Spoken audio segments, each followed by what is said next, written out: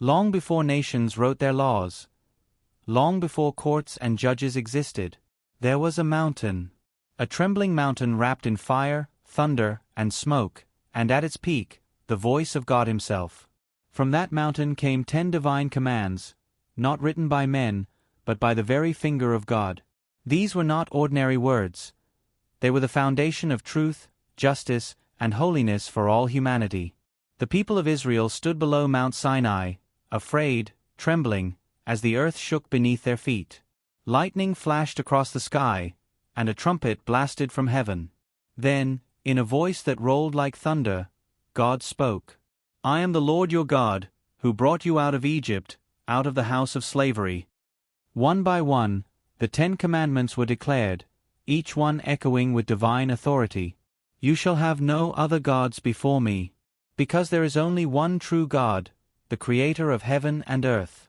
"You shall not make for yourself an idol, for no image can ever capture His power, His glory, or His holiness. You shall not take the name of the Lord your God in vain. His name is sacred, a name to be honored, not used carelessly. Remember the Sabbath day, to keep it holy." Even God rested, and He invites us to do the same, to pause and remember Him. Honor your father and your mother, because family was the first gift God gave humanity, a reflection of His love and order. You shall not murder, because life is sacred, a gift from the Creator Himself. You shall not commit adultery, because love and faithfulness mirror God's own heart toward His people. You shall not steal, for what we have belongs first to God, and every blessing comes from Him.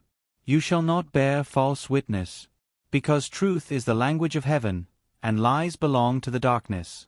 You shall not covet, for envy blinds the soul and robs us of gratitude for what God has already given. As God finished speaking, the people fell to their faces, terrified yet in awe.